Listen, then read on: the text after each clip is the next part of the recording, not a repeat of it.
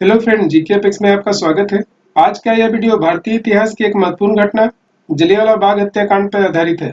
आज की इस वीडियो में हम लोग समझेंगे जलियांवाला बाग हत्याकांड क्या है, इस घटना के पीछे मुख्य कारण क्या था, इस घटना के बाद भारत की राजनीतिक घटना चक्र कैसा रहा। इसके अलावा इस घटना से संबंधित महत्वपूर्ण बिंदु को समझेंगे जो सभी एग्जाम के लिए इम्पोर्टेंट है। फ्रेंड्स, देश की आजादी पाने के लिए भारतीय इतिहास में कई महत्वपूर्ण घटना घटी, जिसमें से एक घटना थी जलियांवाला बाग हत्याकांड। यह घटना 13 अप्रैल 1919 ईस्वी को अमृतसर के जलियांवाला बाग में हुई थी, जिसमें हजारों लोग मारे गए थे। इस घटना को समझने से पहले इस घटना के पीछे के कारण को समझना होगा। आइए समझने की कोशिश करते हैं आखिर वह कारण क्या था जिसकी वजह से हजारों की संख्या में जलियांवाला बाग में लोग इकट्ठा हुए थे, जिसे आज हम लोग जलियांवाला बाग हत्याकांड के नाम से जानते हैं। चलिए स्टार्ट करते हैं आज की टॉपिक। जलियांवाला बाग हत्याकांड के पीछे का मुख्य कारण रॉलेट एक्ट कानून था। आइए इसे समझने की कोशिश करते हैं।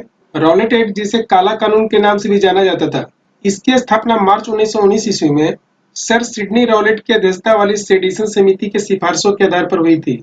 यह कानून 10 मार्च 1919 ईस्वी को इंपीरियल लेजिस्लेटिव काउंसिल द्वारा पास किया गया, जिसे देशव्यापी विरोध के बावजूद भी 21 मार्च 1919 को लागू कर दिया गया। यह एक ऐसा कानून था जिसके तहत किसी व्यक्ति को संदेह के आधार पर गिरफ्तार किया जा सकता था या गुप्त मुकदमा चलाकर दंडित किया जा सकता था। इस कानून को लागू करने का मुख्य उद्देश्य ब्रिटिश भारत की अंग्रेज सरकार के प्रति भारत में बढ़ती क्रांतिकारी गतिविधियों पर रोक लगाना था। इस कानून के विरोध में महात्मा गांधी जी ने पूरे देश में 30 मार्च को सभाएं करने और जुलूस निकालने का आह्वान किया था। बाद में यह तिथि 30 मार्च से 6 अप्रैल कर दिया गया। इस कानून के तहत अपराध करने वाले व्यक्ति को उसके खिलाफ मुकदमा करने वाले के नाम तक जानने का भी अधिकार समाप्त कर दिया गया था और न ही वह व्यक्ति मुकदमा लड़ने के लिए वकील रख सकता था। इसलिए इस कानून को न कोई अपील, न कोई दलील और न कोई वकील की संज्ञा दी गई। अगर इस कानून के बारे में बात किया जाए तो आपको स्पष्ट हो जाएगा कि इसमें व्यक्ति का मौलिक अधिकार का उल्लंघन हो रहा है, क्योंकि इस कानून के तहत किसी भी व्यक्ति को केवल शक के आधार पर गिरफ्तार कर लिया जाता था। गिरफ्तार हुए व्यक्ति को यह भी अधिकार नहीं था कि अपने मुकदमा लड़ने के लिए किसी वकील को रख सके। इस प्रकार हम लोग कह सकते हैं कि यह कानून भारतीय इतिहास का बहुत ही कठोर कानून था। इसी कारण इस कानून का विरोध पूरे देश भर में हुआ। इसी क्रम में 9 अप्रैल 1919 ईस्वी को पंजाब के दो स्थानीय नेताओं डॉक्टर सैफुद्दीन किचलू एवं डॉक्टर सत्यपाल को रॉलेट एक्ट के विरोध करने के आरोप में गिरफ्तार कर लिया गया। उधर महात्मा गांधी जी को बंबई से पंजाब जाते समय गिरफ्तार करके अहमदाबाद जेल भेज दिया गया। अतः रॉलेट एक्ट कानून महात्मा गांधी, डॉक्टर सैफुद्दीन किचलू एवं डॉक्टर सत्यपाल की गिरफ्तारी के विरोध में हजारों की संख्या में जलियांवाला बाग में लोग इकट्ठा हुए थे।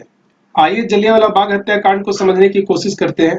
वर्ष 13 अप्रैल 1919 ईस्वी को रॉलेट एक्ट एवं पंजाब के दो स्थानीय नेताओं डॉक्टर सैफुद्दीन किचलू और डॉक्टर सत्यपाल की गिरफ्तारी के विरोध में पंजाब के अमृतसर स्थित जलियांवाला बाग में एक सभा हो रही थी, जिसमें शामिल होने के लिए उस दिन हजारों लोग वहां पहुंचे थे। 13 अप्रैल के दिन बैसाखी का दिन था।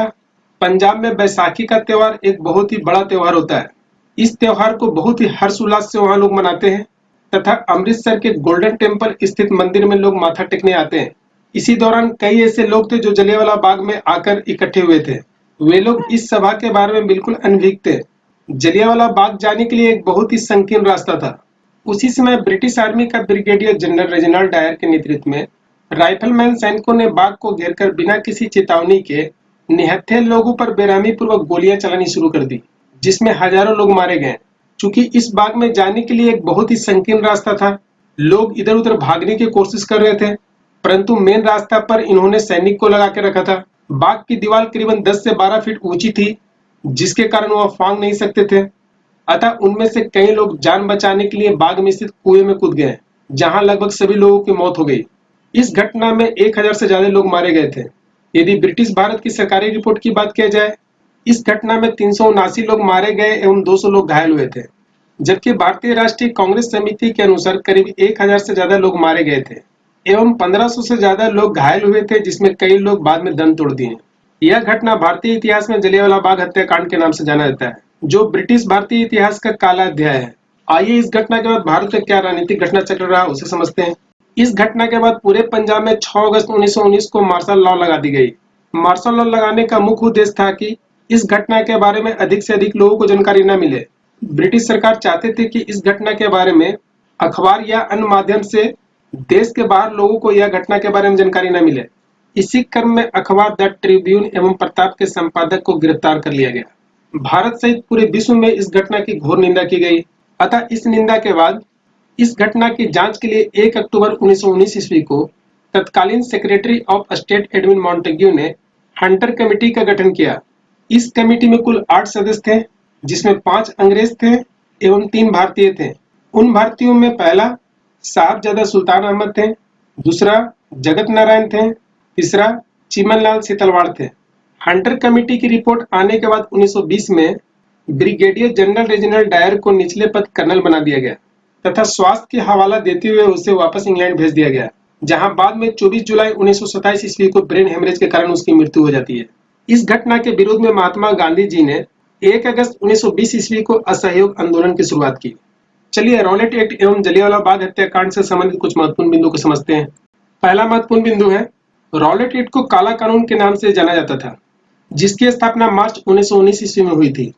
इस कानून की स्थापना सर सिडनी रॉलेट की अध्यक्षता वाली सेडिशन समिति की सिफारिशों के आधार पर हुई थी। इस कानून को न कोई अपील, न कोई दलील और न कोई वकील की संज्ञा दी गई। जलियांवाला बाग हत्याकांड के प्रमुख कारण रॉलेट एक्ट को माना जाता है। यदि रॉलेट एक्ट कानून पास नहीं होता तो जलियांवाला बाग में इतने लोग हजारों की संख्या में इकट्ठा नहीं होते और आज इस घटना को हम लोग याद नहीं करते। अतः जलियांवाला बाग हत्याकांड के पीछे सबसे प्रमुख कारण रॉलेट एक्ट को माना जाता है। जलियांवाला बाग हत्याकांड की घटना 13 अप्रैल 1919 ईस्वी को हुई थी। इस घटना में अंग्रेजों की मदद हंस राज नामक एक भारतीय ने किया था। जिस समय जलियांवाला बाग में सभा हो रही थी, इस सभा की सूचना हंस राज नामक एक भारतीय ने ब्रिगेडियर जनरल रेजिनाल्ड डायर को दिया। इस घटना के समय भारत का वायसराय लॉर्ड चेम्सफोर्ड थे तथा ब्रिटेन के प्रधानमंत्री डेविड lloyd जॉर्ज थे। जलियांवाला बाग हत्याकांड की घटना के समय पंजाब के lieutenant governor Michael O Dyer थे, जबकि जलियांवाला बाग में गोली चलाने का आदेश ब्रिगेडियर जनरल रेजिनाल्ड डायर ने दिया था। तो यहाँ कंफ्यूज आपको नहीं होना है। यहाँ पे 2 का सरनेम डायर है। एक है माइकल ओ डायर, जो उस समय पंजाब के लेफ्टिनेंट गवर्नर थे, जबकि दूसरा रेजिनाल्ड डायर। रेजिनाल्ड डायर ने गोली चलाने का आदेश दिया था। तो यदि एग्जाम में पूछे जलियांवाला बाग हत्याकांड के समय पंजाब के लेफ्टिनेंट गवर्नर कौन थे, तो आपको याद रखना माइकल ओ डायर। जबकि यदि प्रश्न यह पूछे जलियांवाला बाग हत्याकांड में गोली चलाने का आदेश किसने दिया था, तो आपको याद रखना Reginald Dyer. Brigadier general Reginald Dyer की मृत्यु बस 24 जुलाई 1927 ईस्वी में ब्रेन हेमरेज से हो गई। इस हत्याकांड की जांच के लिए मदन मोहन मालवीय की अध्यक्षता में एक समिति का गठन किया गया। इसमें मदन मोहन मालवीय के अलावा मोतीलाल नेहरू एवं गांधी जी थे। इस समिति ने मार्च 1920 में अपनी रिपोर्ट सौंपी, जबकि ब्रिटिश सरकार ने इस घटना की जांच के लिए हंटर कमेटी का गठन किया। इस घटना के विरोध में महात्मा गांधी जी ने 1 अगस्त 1920 ईस्वी को असहयोग आंदोलन की शुरुआत की। इसके अलावा 1 जनवरी 1915 में दिए गए कैसर-ए-हिंद की उपाधि ब्रिटिश सरकार को वापस कर दी। इसी क्रम में रविन्द्रनाथ टैगोर ने नाइटहुड एवं सर की उपाधि ब्रिटिश सरकार को वापस कर दी। शंकरन नायर ने वायसराय की कार्यकारिणी परिषद की सदस्यता से इस्तीफा दे दिया। उधम सिंह, जिन्हें शहीद-ए-आजम कहा जाता है, 13 मार्च 1940 को लंदन के कैस्टन हॉल में इस घटना के समय British lieutenant governor Michael O Dyer की गोली मारकर हत्या कर दी। जिस समय जलियांवाला बाग हत्याकांड हुआ था, उस घटना में उधम सिंह घायल हो गए थे। अतः इस घटना से वह इतना दुखी हुए थे, इस घटना का बदला लेने के लिए मन में ठान लिए थे। इसी क्रम में वह 1934 में लंदन पहुंचे थे तथा 21 वर्ष बाद 13 मार्च 1940 को लंदन के कैक्सटन हॉल में lieutenant governor Michael O Dyer को गोली मारकर हत्या कर दी। बाद में उधम सिंह हंसते हुए अपने आप को समर्पण कर दिए। इस घटना के बाद उधम सिंह को 31 जुलाई 1940 ईस्वी को पेंटन विलेज जेल में फांसी पर चढ़ा दिया गया। आज इस घटना की 101 वर्ष पूरे हो गए, परंतु आने वाले वर्षों में भी इसे भुलाया नहीं जा सकता है। इस कायरतापूर्ण घटना के संदर्भ में भारत को ब्रिटिश सरकार से लिखित माफीनामा का इंतजार आज भी है। इस संदर्भ में वर्ष 1997 में ब्रिटेन के महारानी एलिजाबेथ द्वितीय ने इस घटना को हमारे अतीत के इतिहास का दुखद उदाहरण बताया। वर्ष 2013 ईस्वी में ब्रिटेन के तत्कालीन प्रधानमंत्री डेविड कैमरून ने इस हत्याकांड को शर्मनाक हत्याकांड के रूप में वर्णित किया है।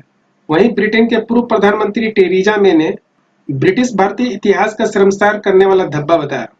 परंतु भारत को आज भी लिखित माफीनामा का इंतजार है। यह घड़ी पूरे हिंदुस्तान के लिए कब आता है, इसका इंतजार हम लोग जरूर करेंगे। उन्हें इस घटना के लिए माफी मांगने की जरूरत है। अंत में हमारे YouTube चैनल के माध्यम से जलियांवाला बाग हत्याकांड की घटना में शहीद हुए सभी भारतीयों को सत सत नमन। उम्मीद करता हूँ आज का यह वीडियो आपको जरूर पसंद आया होगा। मिलते हैं अगले वीडियो में एक नई टॉपिक के साथ। तब तक के लिए थैंक यू, धन्यवाद, जय हिंद।